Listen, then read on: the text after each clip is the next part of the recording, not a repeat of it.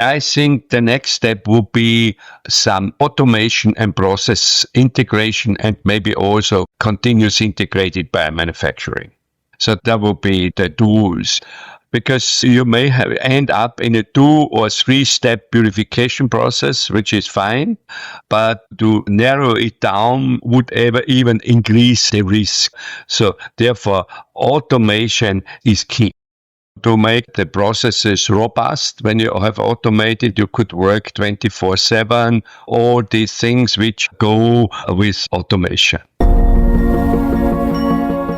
With cell culture titers hitting more than 10 grams per liter and new modalities like gene therapy vectors, downstream processing is facing unprecedented challenges of capacity and complexity. Welcome to the Smart Biotech Scientist podcast. I'm David Brühlmann, your host, and today Alois Jungbauer reveals how 4 decades of innovation in purification technologies led us here and the breakthrough solutions that will define our future. As Professor Emeritus at BOKU University in Vienna and now Scientific Advisor at BioChromatographix International, he's not just observed this evolution, he's engineered the next phase of bioprocessing transformation. Let's dive in. Are you juggling the complexities of CMC development while trying to enjoy the beauty of biotech? Have you ever wondered if there's a way to simplify bioprocessing? Welcome to the Smart Biotech Scientist podcast, where we're diving headfirst into the very challenges you face.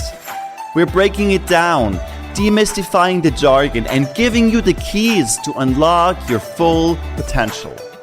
I'm your host, David Brühlmann, and I get it. With 15 plus years in the biotech industry, I face the same challenges you do.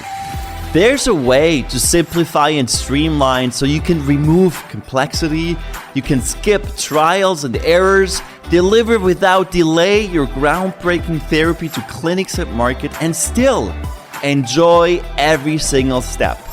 Do you want to learn how industry experts and I did it? Grab a cup of coffee and your favorite notebook and pen. Now is the time to take your bioprocessing game to the next level. Let's smarten up biotech. Welcome, Alois, to the Smart Biotech Scientist podcast. It's great to have you on today.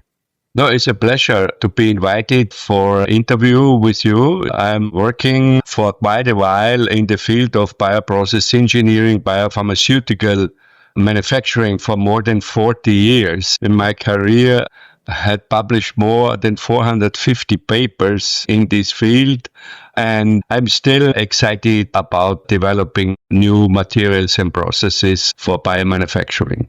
That's wonderful. It's really a huge pleasure to have you on today. Share something that you believe about bioprocess development that most people disagree with, because since you have so much experience over decades, I'm curious, what is your take on that?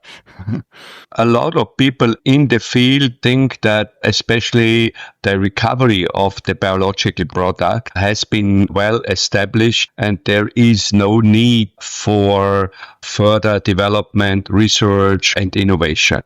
But this is the opposite. What is still the problem is that this historical separation between upstream processing, what is the production of the material, and the downstream processing and the recovery.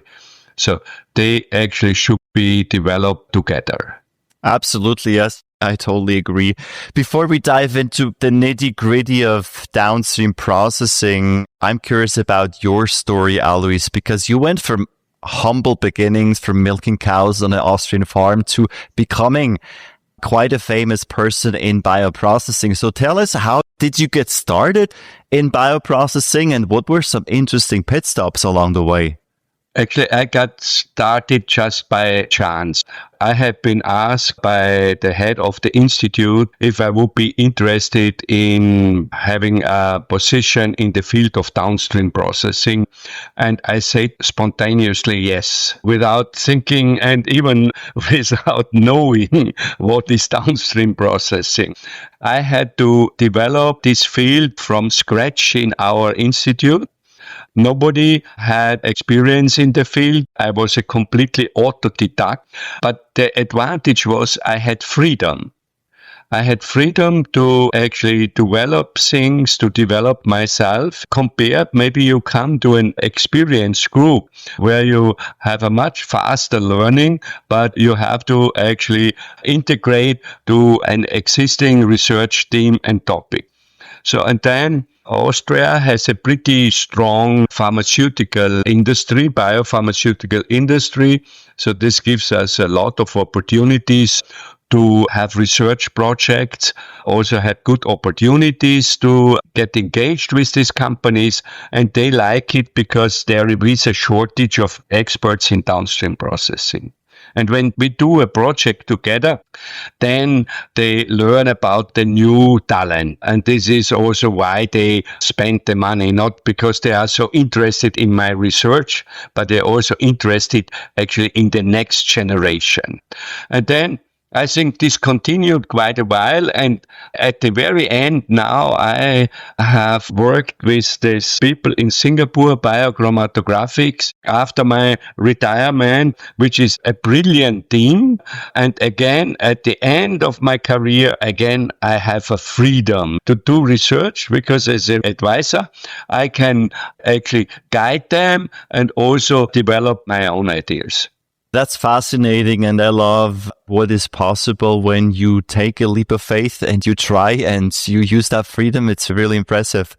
Speaking of the whole downstream, so I'm curious, Alois, since you have witnessed a lot of things happening in 40 years, a lot of things happened in bioprocessing, but in particular with respect to downstream, what were the major inflection points during your long career? I think in downstream processing, there were a couple of really radical changes. One radical change was from chromatography material, which is really soft, where the processes actually lasted a day, sometimes even a week, to more rigid material, where the chromatography material, the beads are cross-linked. So you could really improve the speed or the throughput by an order of magnitude. Another innovation definitely is the development of what is called convective media, monoliths, membrane chromatography, where you again can improve throughput by an order of magnitude. But these new materials had the problems that the resolution is poorer compared to a packed bed. And my new research with the BioChromatographix folks in Singapore, we have the opportunity to develop material where we have the high throughput and the high resolution together. So in this respect, we had sometimes, let's say, a stepwise improvement and then in between an incremental improvement in downstream processing. And how is downstream processing now progressing with the much higher titers we're now seeing in upstream? I mean, we went from a few grams to the limits that nobody thought was possible, and now we're actually even above 10 grams per liter. Some people even claiming 20 grams per liter.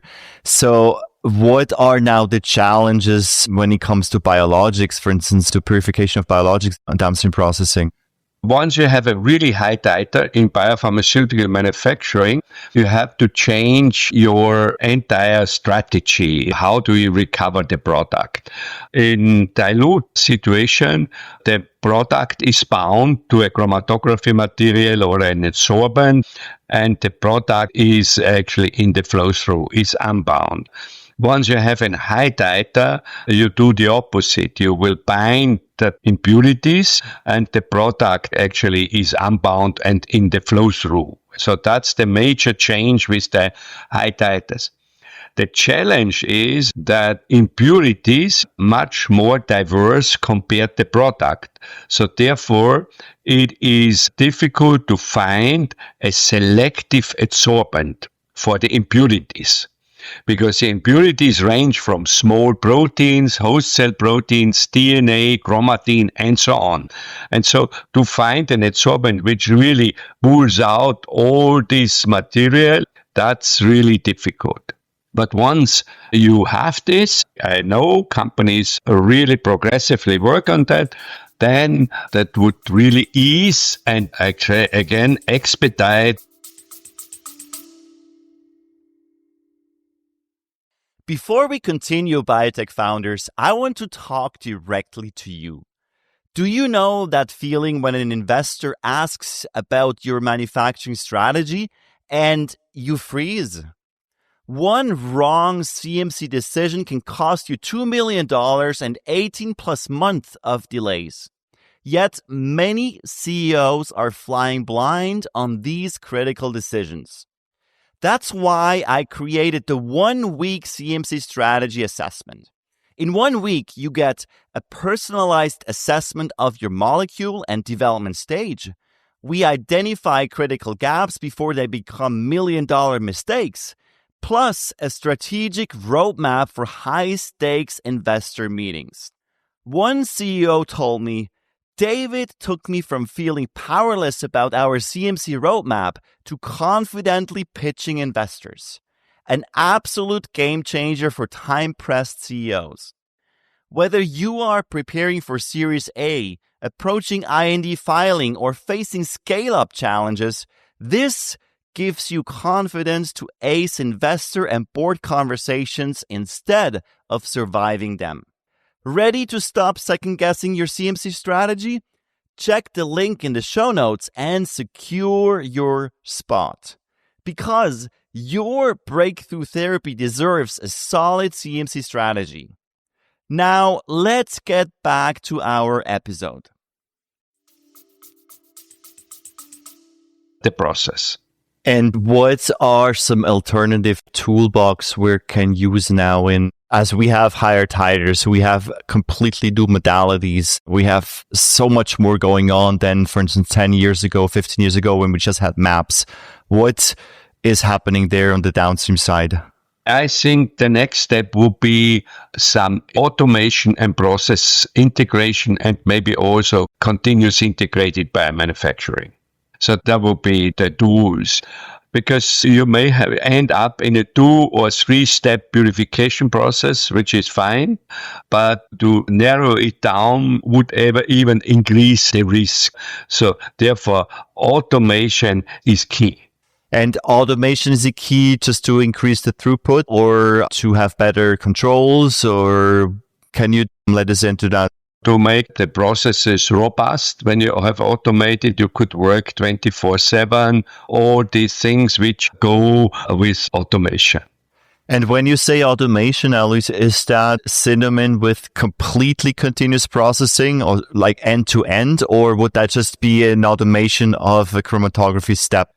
Some companies do it stepwise, that they try to integrate harvesting for the bioreactor with the first purification step, which is called the capture step, to automate this. There's only a couple of companies which really go into fully end-to-end continuous manufacturing. But continuous manufacturing has the advantage with the automation also, that you have not only a more robust system, but you could also work on the optimal process conditions. And I think it's another advantage is also the cost. For instance, if we take protein A chromatography, if we run the column in a multi-cycle mode, we can work with much smaller columns and we use less resins and so on. I think this is really the misunderstanding. That's the misunderstanding. Also, David, you have misunderstood this, because in full-scale manufacturing, the resin costs are negligible. So you have, for instance, 200 cycles. Then the resin costs only 1 or 2% of the cost of goods of manufacturing. So for this purpose, you don't do it.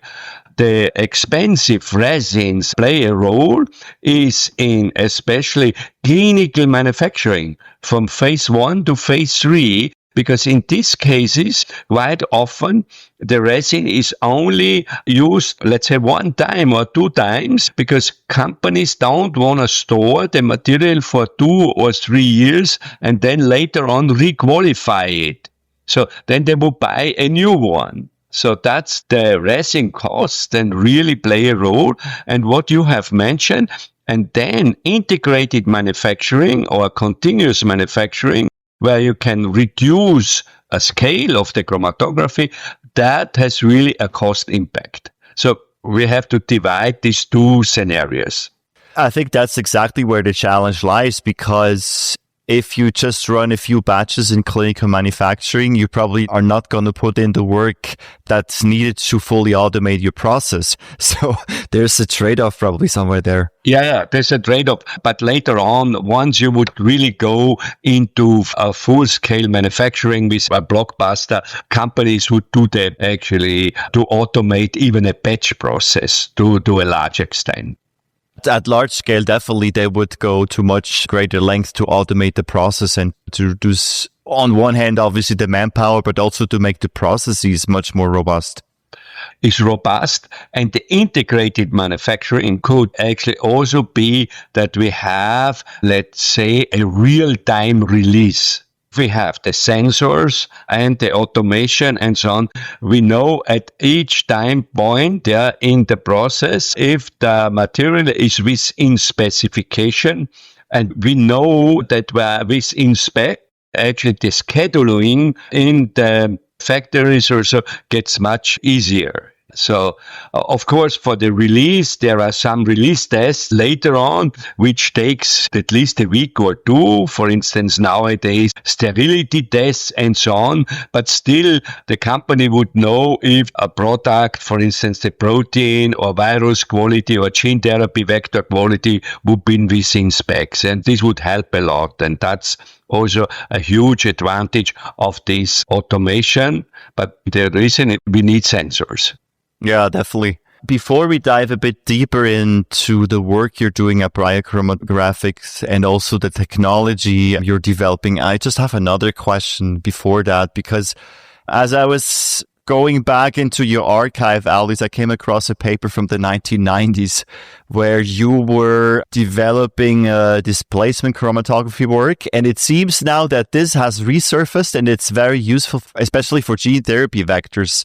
So are we in science? Is this like fashion where, you know, the fashion from 20, 30 years is coming back after certain cycles? Or is this a new way of doing displacement and chromatography? I think a lot of graphic principles, maybe almost all of them, have been already developed in the 70s or even before. So even before. Maybe one thing was that there was not an application or a task for a certain chromatography, like the displacement chromatography. And now displacement chromatography is interesting for gene therapy vectors, especially in the field of plasmid, RNA, polynucleotides. And therefore, there is a revival. So that's the only reason, because the mode of chromatography quite often really depends on the nature or chemistry of the product. What I'm hearing is the application that all of a sudden makes these developed technologies. That makes sense. With this application, it makes sense to use displacement chromatography, because displacement chromatography is a little bit more complex compared to ion exchange or affinity chromatography. And so therefore, if you have a simpler method, why should you then use the more complex one? Makes definitely sense. Because in displacement chromatography, you have to find a suitable displacer to actually push off your product from the column.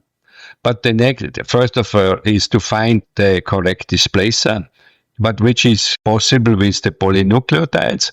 And the second thing is the displacer binds stronger than your product, and how to get rid of the displacer. That's the challenge in this type of chromatography.